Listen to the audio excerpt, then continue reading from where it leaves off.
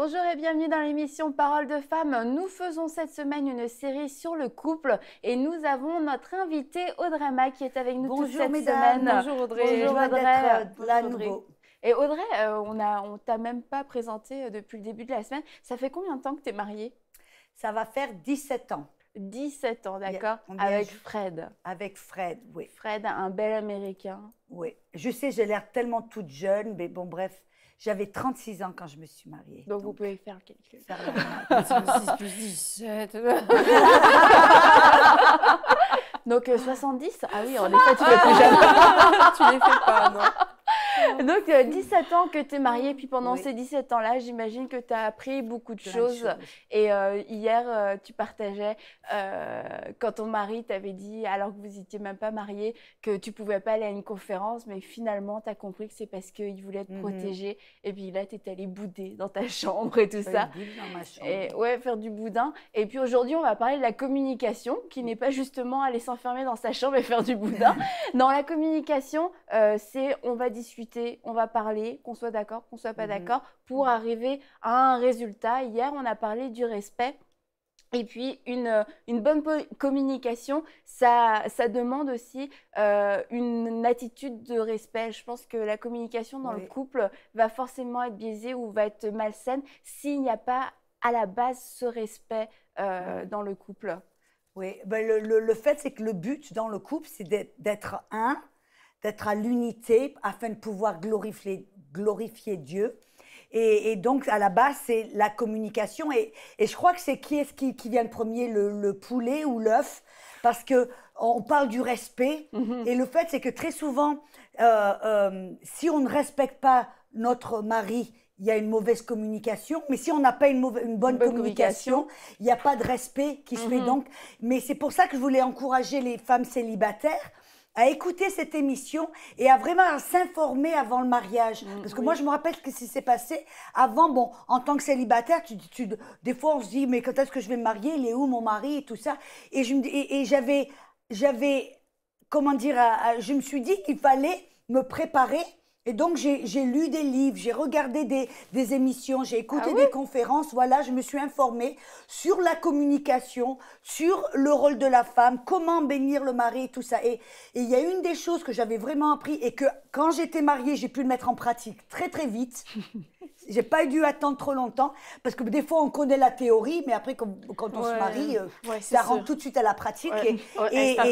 Mais c'est les choses qu'on a acquis, qu'on a appris, qu'on peut mettre en pratique. On s'aperçoit vraiment que c'est la vérité. Et une des choses que j'ai appris, c'est que ma façon de communiquer avec mon mari, la façon de partager certaines choses avec lui, ça allait lui montrer, ou alors que je l'honorais, ou que je le déshonorais, que je le respectais, ou que je lui manquais un manque de respect. Parce qu'il y a plusieurs formes de communication. C'est pas simplement les paroles, mais notre regard, notre façon de nous tenir, ou même des fois de l'ignorer, ou de souffler quand il parle. Le non-verbal, c'est très fort.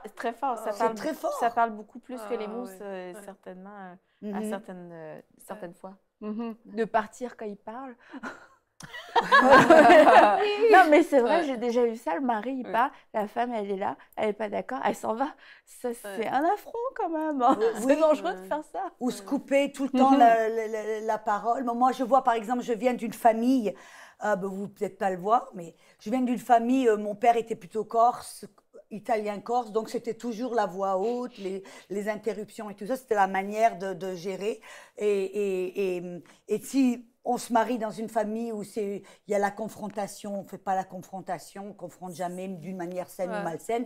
Les fois, il y a des manques de communication, on ne comprend pas notre langage. Ou moi, des fois, j'ai la voix qui se monte très très haut, ça ne veut pas dire que je suis en colère, ça veut dire que je suis excitée, que je suis passionnée de quelque chose. Voilà, et quelqu'un qui ne connaît pas ça. Et ton mari, il savait ça? Et j'ai dû lui expliquer. C'est là où vraiment la force de la communication. Et c'est ce que j'ai appris, c'est que des fois, parce que quand on est au milieu d'un désaccord, où on ne s'est pas d'accord, où on peut se mettre en colère, où on veut échanger des paroles, si on ne connaît pas ces genres de choses, là, ça commence à escalader, ou que ce soit la voix ou les échanges, on finit par dire des choses qui blessent, qui déshonorent. Et donc, j'ai appris quelque chose avec mon mari, c'est que je devais lui expliquer au moment de paix, quand on s'aimait bien, tout était bien, on était assis l'un à l'autre, je choisissais ces moments pour communiquer avec lui certaines choses. Ouais. Par exemple, je me rappelle, comment dire, un moment, mon mari avait fait quelque chose qui m'avait un peu blessée. Et bien sûr, le schéma que j'avais appris de ma mère, c'était si t'es pas d'accord, tu es en colère, tu lui donnes la punition du silence. Ah ouais, ouais. Tu fais le traitement de froideur. Voilà, le traitement de froideur. Alors mon mari vient et me dit, mais ça va, qu'est-ce qui ne va pas? Non, tout va très bien. Silencieuse. Mais alors ma chérie, qu'est-ce que tu veux que je fasse? Tu veux parler? Qu'est-ce qu'il y a? Non. Je lui donnais le silence. Non, et je le repoussais en fin de compte. Mais vraiment, le fait, c'est que c'est bizarre, c'est qu'à l'intérieur, je le repoussais avec mes paroles, en refusant de lui parler, tout ça, mais à l'intérieur, mon cœur, en fin de compte, s'est crié en disant « J'ai besoin que tu me prennes dans tes bras, que tu m'aimes, que tu me prennes dans tes bras, que tu me rassures et tout ça. » Mais mon dialogue et mon langage, ma communication exprimait quelque chose complètement différent. Et mon mari, lui, je lui dis « Non, je ne veux pas parler. Non, laisse-moi tranquille. Non, tu vois, je disais le contraire de vraiment ce que à l'intérieur, je ressentais. » Et donc, mon mari, bon, qu'est-ce qu'il fait? Il va dans l'autre pièce. Tu vois, il dit, bon, mais d'accord, on ne veut pas parler, non. Et à l'intérieur, tu vois, il y avait quelque chose en moi. Et donc, qu'est-ce que j'ai dû faire? En moment de paix, où tout allait bien, on s'était tout bien réconcilié, tout ça, je lui dis, Fred, tu sais, c'est le moment où il fallait que je communique avec lui. Parce que je lui avais montré, en fin de compte, j'étais fâchée, je lui avais montré du déshonneur, je ne l'avais pas respecté dans ce sens-là. Et j'ai dit, écoute, Fred, tu te rappelles l'autre jour quand tu m'avais fait quelque chose qui m'avait fait mal au cœur. Et tu te rappelles quand tu es venu que tu voulais parler, et que je t'ai repoussé, que je t'ai dit ceci, que je t'ai dit cela. Je lui dis, tu sais, en fin de compte, à l'intérieur de moi-même, ma petite voix, à l'intérieur, je voulais vraiment, la chose dont j'avais envie, c'est que tu viennes, que tu me prennes dans tes bras et que tu dises, je t'aime, et que voilà, c'était ça que j'avais envie. Il me dit, mais pourquoi tu l'as pas dit? Et donc, j'ai dû lui expliquer, en fin de compte, j'ai dû lui expliquer qu'est-ce qui se passait. Et c'est ça, très souvent, en couple, on se dit des choses, on se fait des choses sans vraiment comprendre qu'est-ce qui se passe à l'intérieur. Et je crois que c'est important dans la communication d'expliquer à l'autre qu'est-ce qui se passe vraiment dans notre cœur. Pourquoi? Et c'est là que j'ai dû lui expliquer, écoute, ma mère, c'est ce qu'elle faisait. C'est un schéma que j'ai appris de ma mère. Donc, on doit se battre. Mais tu dois m'aider à me battre contre ce schéma, à résister à ce schéma. Donc, la prochaine fois, si tu me vois faire ça, alors... Et tout d'un coup, on a travaillé ensemble. Mais ça a pris, moi, de communiquer avec mon mari pour lui dire que c'était pas du, comment dire, que je voulais le déshonorer ou pas le respecter ou le blesser, mais que c'était un schéma que j'avais appris. Est-ce que ça t'a demandé un effort de devoir t'ouvrir, de devoir lui dire ce que tu avais ressenti, ce que ça, je sais pas si ça peut être quelquefois de la gêne ou de la honte ou quelquefois même de l'orgueil. J'ai dû me rendre vulnérable à lui, oui. C'est ça, mais je crois que c'est ça les moments de communication. On doit être vulnérable l'un et l'autre parce que c'est pas le fait, c'est dans la communication du couple, c'est pas qui a raison, qui a tort, c'est être dans l'unité, être dans la paix et dans l'amour et apprendre à se connaître l'un l'autre. Parce que c'est ça qu'on dit quand on est marié, on devient un. Et devenir un, ça ne veut pas dire hop, on est marié, on a la bague au doigt et ta-da-da. Non, c'est un processus. C'est un processus de communication en se disant moi je vais être vulnérable, je vais me dévoiler, te dire qu'est-ce que c'est vraiment ce que je ressens, ce que j'ai dans mon cœur, les choses que j'ai acquis de mon passé, les choses dans lesquelles je dois me débarrasser, et la même chose de mon mari. Et ce qu'il faut aussi apprendre à faire, c'est sortir du contexte. C'est-à-dire que quand on est à chaud, qu'on est contrarié, qu'il y a vraiment quelque chose là qui nous a cherché, c'est pas le temps d'aller essayer de lui expliquer comment nous prendre. C'est ça. Parce que ça marchera pas, on va y mettre beaucoup d'émotions, on va pouvoir peut-être même encore en remettre une couche avec je sais pas quelles paroles qui vont dépasser notre pensée. Il faut vraiment apprendre à laisser ça sur une tablette et puis y revenir à un temps de plus paisible. On va s'asseoir et puis on va revenir sur le truc. Parce que travailler à chaud, c'est toujours mauvais. Mais revenir, ça, mais il faut y revenir. Ça, c'est une clé parce que après, on se dit, bon, c'est bon, on s'est réconcilié, ça ne sert à rien de déterrer le conflit. Mais là, on ne parle pas de déterrer le conflit. On est en prévision de la résolution finale parce que sinon, ça va se reproduire. C'est un truc qui va se reproduire, c'est ça. Et puis, il y a beaucoup de femmes qui sont très déçues de leur mari. Il ne me comprend pas. Mais parce qu'il y a juste, il a pas le mode d'emploi. Il y a juste ce langage, je me défends, j'attaque. Le mari s'arrête à ça. Ok, elle veut pas de moi, je vais juste m'écarter. Il est juste en train d'obéir à la parole. Et la femme est très déçue, la femme est blessée. Il m'a pas comprise. Mais sérieusement, c'est pas évident de comprendre ce que la femme veut à ce moment-là. Votre mari n'a pas compris possiblement ce que vous vouliez exprimer. Et puis, comme tu le disais, il faut être vulnérable, avoir le courage de s'ouvrir et de dire ce qu'on a au fond de son cœur. Puis, quelquefois, c'est gênant de le faire. Même quand on est marié, on n'a pas envie de dire ces choses-là. C'est comme, j'aimerais que tu le saches, je sens que j'ai besoin de te le dire. Mais ce que j'ai même envie de dire, c'est que, bon, toi, ta réaction, c'était de repousser Fred.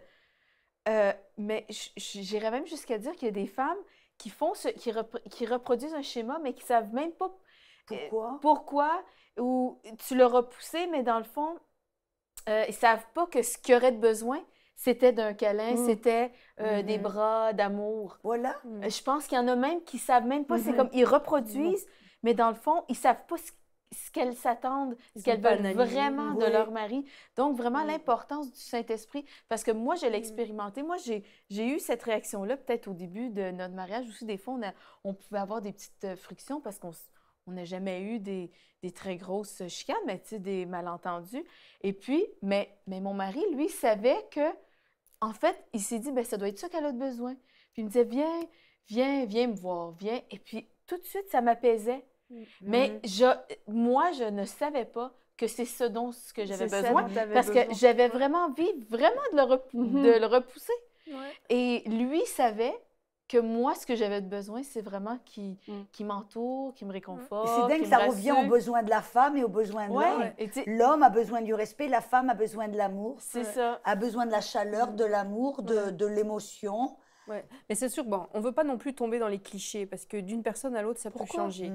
Mais parce que c'est un peu...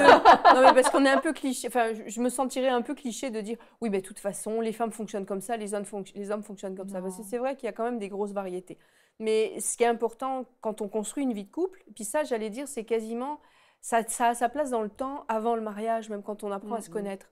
De vraiment apprendre à se poser, puis à se poser soi-même les questions. Pourquoi est-ce que je réagis comme ça? Pourquoi est-ce que j'ai agi comme ça? Si on ne prend pas le temps de...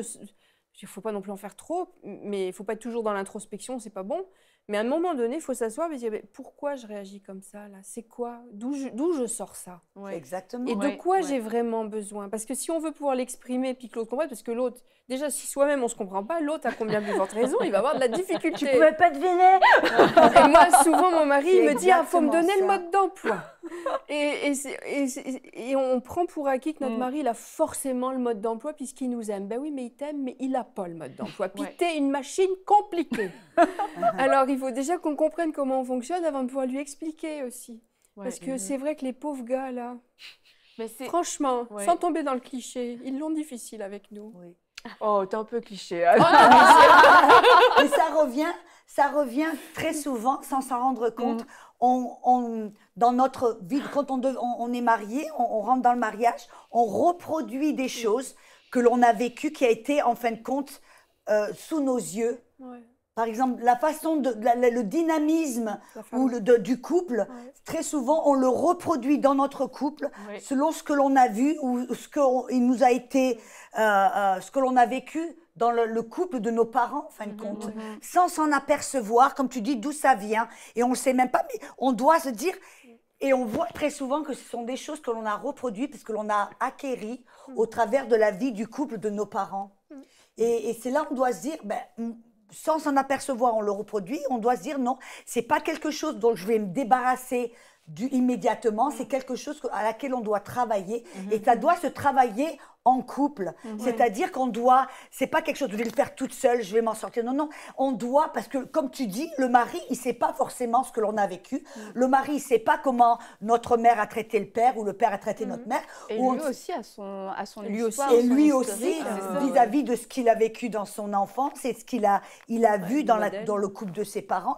Et c'est là où on doit, comme dit, c'est pas qui a tort, qui a raison, mais c'est qu'est-ce qu'on peut faire, comment on peut se parler, communiquer, se connaître reconnaître l'un et l'autre pour pouvoir devenir un, pour pouvoir glorifier et pour pouvoir se respecter, que je puisse te respecter, que je puisse t'aimer. Et vice-versa. Mais ce qu'il faut bien comprendre, parce que l'enjeu de tout ça, au-delà de la communication, que ça marche bien, que notre couple aille bien, alléluia, je veux dire, il y a quand même des gros enjeux derrière, parce qu'il y a des blessures qui vont se faire dans ces moments d'incompréhension, de part et d'autre. Et puis nos blessures, s'il y a des enfants dans la famille, elles vont aussi s'imprimer dans les enfants. Donc l'enjeu, c'est pas juste d'avoir un couple harmonieux. L'enjeu, c'est vraiment d'éviter de blesser l'autre et d'être blessé soi-même. Et que les blessures, on le sait, elles font des petits, les blessures. Hein. Elles entraînent des comportements tordus, elles entraînent des déceptions, des frustrations. Donc il faut vraiment voir l'enjeu de tout ça et s'appliquer parce que ça vaut la peine vraiment de se poser et d'essayer de travailler là-dessus. Parce qu'il y a des gros enjeux derrière. Oui, il y a des gros enjeux et puis qui grandissent au fur et à mesure du temps, parce que tu vois le genre de réaction que tu as eu qui n'est pas traité au bout de 5 ans, 10 ans, 20 ans. Là, c'est là que les couples se séparent. Tu as des contentieux longs comme le bras et puis après, il n'y a plus que le divorce. Et des comportements générationnels qui se transmettent Et c'est ça, c'est que nous, on est appelés à créer quelque chose de différent, en fait. C'est ça. Si nos parents, on a vu un modèle dysfonctionnel, nous, on est appelés à créer quelque chose de fonctionnel selon la parole de Dieu et on a vraiment besoin de l'aide de la parole, du Saint-Esprit pour reproduire le schéma du royaume de Dieu. Et c'est ça, en Puis il y a une chose vraiment là, que moi, j'ai fait souvent dans ma vie, c'est, je veux dire aux madames, là, il ne faut pas penser que notre mari va deviner ce que nous avons dans nos pensées. Et qu'on refuse de le dire parce que... c'est évident. C'est évident. Alors, je te laisse deviner. T'es à ton naturel. Avec la mèche. Le coup de couette. Si tu ne devines pas, honnêtement, pour nous, c'est peut-être évident, mais pour eux, pour notre mari... Le pauvre. Oui, c'est ça, je pense. Mais c'est un peu une chasse au trésor. OK, je vais voir s'il va y penser. Est-ce qu'il me connaît vraiment s'il va m'inviter au restaurant. Pourquoi juste pas le dire? J'aimerais bien aller au restaurant. C'est ça. Tu vas aller au restaurant, il y a plus de chances que ça marche. Pas le dire plus tard. C'est d'arriver au dire que notre mari, il ne va pas deviner ce qu'on aime, il ne va pas deviner automatiquement ce qu'on pense, il ne va pas deviner ce qui se passe dans notre cœur. Et c'est là que c'est l'importance, parce que les femmes, très souvent, elles assument que le mari, il doit deviner ce qu'on aime, ce qu'on n'aime pas, ce qu'on veut faire, ce qu'on ne veut pas faire. Et je crois que c'est là qu'il doit y avoir une communication franche, honnête, transparente, comme par exemple, et de ne pas avoir peur, c'est là de ne pas avoir peur de de communiquer certaines choses, de se dévoiler, de dire, moi par exemple avec mon mari, je lui sans problème, je lui dis des choses que j'aime pas, ou des choses et c'est comme on disait, c'est dans les moments où on est bien, on se sent bien, on passe un bon moment ensemble, et je lui dis, oh tu sais Fred, tu te rappelles ceci ou cela, eh ben tu vois ça, par exemple un exemple, je me rappelle, on est ensemble et mon mari, il comme une blague, il dit toujours, ah tu sais, si l'homme n'est pas content, si la femme n'est pas contente, personne n'est content. Tu vois, il y a ce petit dicton en anglais qui se dit, et à chaque fois, en tant qu'on était en public, entre copains, il disait ça, tout ça. Et moi, ça me meurtrissait en fin de compte, parce que ça impliquait que j'étais un peu caractérielle et tout ça. Mais il disait comme une blague. Et à chaque fois qu'il dit ça, je me sentais rabaissée, ou je me sentais... Et j'ai dû attendre le moment opportun où pour dire, tu sais Fred, tu te rappelles l'autre jour quand tu as dit ça, tu sais, je sais, et pas pour le rabaisser, mais je lui dis, tu vois, je vais te dire ça, pas pour te rabaisser, pas pour te faire de la peine, mais vraiment pour nous aider dans notre couple, pour t'aider à m'aimer, pour t'aider à... Tu sais, quand tu as dit ça, ça m'a fait de la peine, ça me rabaisse et il me dit, oh, ma chérie, jamais imaginé. Je suis désolée, mais non, tu sais que c'était qu'une blague. Je sais que c'est une blague, c'est quelque chose que tous les maris disent en rigolant, mais peu importe si tous les maris le disent, moi, ça me plaît pas. Et de ce moment-là, quand il a vu, il a arrêté. Et c'est dingue, c'est de mais tu vois, si je l'avais fait là, si tu l'avais pas dit, je l'avais au moment où il l'a dit, que je me serais mis en colère et dit, mais non Fred, au milieu de tout le monde, ça l'aurait déshonoré, ça l'aurait meurtri. Et c'est ça, les paroles que l'on dit à nos maris, c'est ça aussi qui est important, de ne pas le reprendre ou le corriger en public. Une femme ne devrait jamais corriger son mari en public ou le rabaisser en public, ou même faire une blague entre couples, c'est important. Des fois on dit sous l'étiquette de c'est une blague, mais on devient très sarcastique. Oui, ouais. Où on dit des choses à l'autre en rigolant. Ouais, ma femme, elle est comme ça, ou mon mari, il est comme ça, ou on dit des choses qui, en fin de compte, en public, le rabaisse, le déshonore, et vraiment que ça le... Oh, tu vois, et c'est là de ne pas avoir peur en couple, entre femmes et hommes, de se communiquer. Quand on est ensemble, qu'on se sent bien, qu'on on se sent pas menacé, et qu'on le dit, on peut le dire d'une manière douce, gentille, sans se confronter, tu vois, en brutalité, mais qu'on le dit gentiment, en disant, tu sais, mon chéri, tu sais comme, mais ça m'a fait de la peine, ou ça, tu vois, de prendre le moment opportun pour se communiquer en amour, en douceur, en gentillesse, avec l'intention et de se le dire que ce n'est pas pour se faire de la peine, mais pour s'aider. Et pour construire le couple. Construire le couple. Par exemple, un autre truc, ça s'est passé avant-hier. Je ne sais pas exactement qu'il y avait... Mon mari, on était en train de faire un FaceTime. Et alors que je partageais quelque chose qui était dans mon cœur, je lui parlais quelque chose, FaceTime, et mon mari, je le vois, qui était là, en train de regarder, parce qu'il est multitask, qu'on dit, il fait 10 000 choses en même moment. C'est son... Et il parlait, et je le voyais, mais ça m'a fait mal, parce que pour moi, j'étais en train de partager mon cœur. Ouais. Puis lui, il faisait autre chose. Et lui, il était en train de m'écouter, mais de regarder quelque chose, de faire autre chose. Il était à moitié là. Il était à moitié là. Et moi, bon... ça m'a... Et j'ai dit, écoute mon chéri, tu vois, c'est pas ça m'a mis les yeux. Écoute, je l'ai préparé, j'ai dit, écoute, Fred, est-ce que je peux avoir ton attention? Je veux partager quelque chose avec toi. Il me dit, je lui dis, je sais que toi, tu es multitask, tu peux faire des choses en même temps, mais là, en ce moment, je suis en train de partager mon cœur avec toi. J'ai besoin, est-ce que tu peux? Et j'ai commencé à communiquer avec lui, à lui expliquer qu'est-ce que c'est que je ressens. Et ce qui est important quand on parle avec notre mari, c'est de ne pas dire tu es toujours comme ça, tu fais toujours ceci, de lui mettre une étiquette, de catégoriser en lui disant parce que l'homme se sent attaqué, mais de communiquer en disant je ressens. Tu vois, c'est moi, je me ressens comme ça. Tu vois, je sais que t'es pas toujours comme ça, mais moi, c'est ce que je ressens. Ça me fait me sentir comme ceci. Ça ne devient pas une attaque à ce moment-là. Voilà, de ne pas l'attaquer. Et j'ai partagé avec lui, et tout d'un coup, mon mari me dit, oh, mais écoute, je suis désolée, je m'en étais pas rendu compte. Et ça lui a permis, en fin de compte, de se corriger. Tu vois, et c'est ça qu'on doit apprendre quand on communique avec notre mari, de le faire avec douceur, sans l'attaquer, en disant... C'est ce qui se passe, c'est ce que je ressens. Et donc, le mari ne se sent pas attaqué. Et on peut communiquer d'une manière pour pouvoir bâtir le couple, construire le couple avec nos... Et puis, il faut partir du principe aussi que notre mari est bienveillant, a priori. Oui, exactement. Il est bienveillant et souvent, on a tendance à l'oublier. Et les maladresses qu'il va faire, on le met sur le compte d'une malveillance. Mais ils sont bienveillants, c'est juste qu'ils sont maladroits ou ignorants de notre état. Ils ne savent pas ce qui se passe. Ils savent juste pas ce qui se passe dans notre cœur. Donc, il faut pas soupçonner de malveillance, mais partir du principe qu'il est bienveillant, il est juste maladroit. Exactement. Mais en tant que femme sage aussi, on en a parlé beaucoup du moment opportun, du moment propice.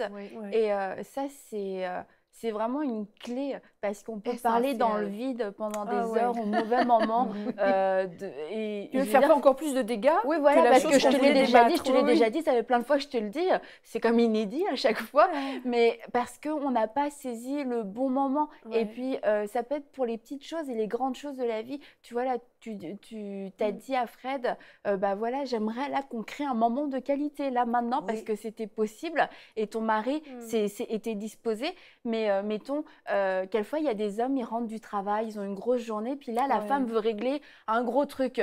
Mais l'homme peut avoir besoin aussi, quand il rentre, de se vider la tête, et puis c'est un autre flux d'informations après le travail, et puis ça s'imprime pas, ça rentre pas, il n'y a pas de discussion constructive, et puis on peut être frustré parce que la communication n'a pas été...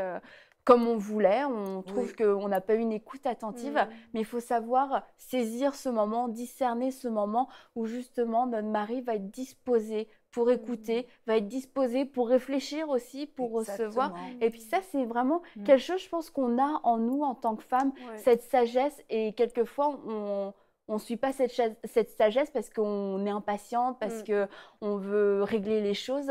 Mais il faut savoir vraiment étudier. On étudie les temps, les saisons. Mais nos maris ont des temps et des saisons dans la journée, dans la semaine. Mesdames, je voudrais rajouter quelque chose.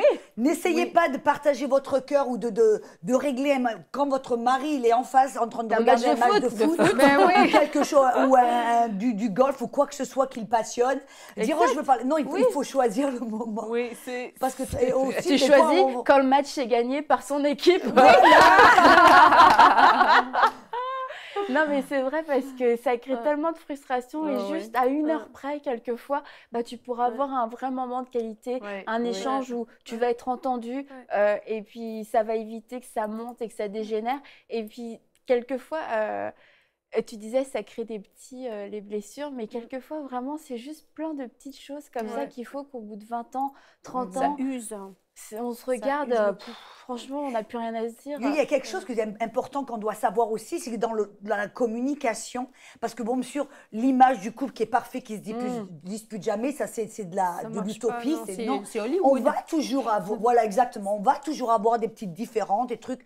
Mais je crois que c'est important, c'est aussi d'apprendre il y a aussi le côté, tu vois, quand on est en colère, on a tendance à vouloir dire des choses qui vont blesser, de savoir qu'il y a le moment où on doit se dire non, écoute mon chéri, je ne peux pas te parler en ce moment. C'est pas que je veux t'ignorer, c'est pas que je te donne le traitement du silence, mais je sais que si j'ouvre la bouche en ce moment, je vais peut-être dire quelque chose que je vais regretter. Alors donne-moi s'il te plaît 5 minutes.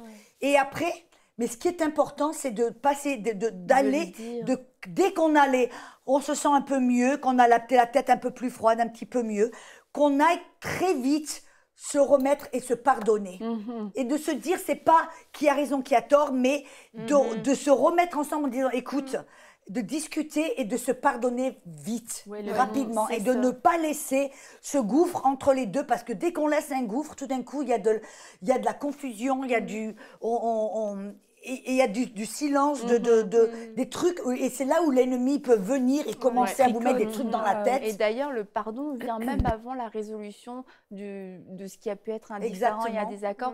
Quelquefois, on attend d'avoir la solution, de s'être mis d'accord, d'avoir trouvé, c'est ça, une solution. Mais le pardon vient avant parce que dans le pardon, il y a l'amour, et dans l'amour ne faillit jamais. Et c'est là qu'on va pouvoir se retrouver et que chacun va pouvoir avoir la meilleure des attitudes l'un envers l'autre. Donc, c'est la fin de notre émission. Oui, déjà, nous aussi, c'est ça qu'on se dit sur le plateau. Mais on continue, on va être encore demain avec Audrey. On va encore parler du couple, on va parler de nos langages de l'amour. Si vous ne connaissez pas encore votre langage, demain, vous allez le découvrir. Alors, on se retrouve demain pour une prochaine émission de Paroles de Femmes.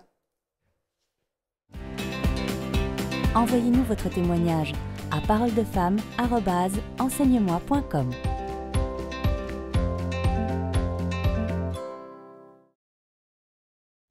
Cette émission est rendue possible grâce au précieux soutien des partenaires d'Enseigne-moi Canal International. Retrouvez tous nos programmes sur enseigne-moi.com.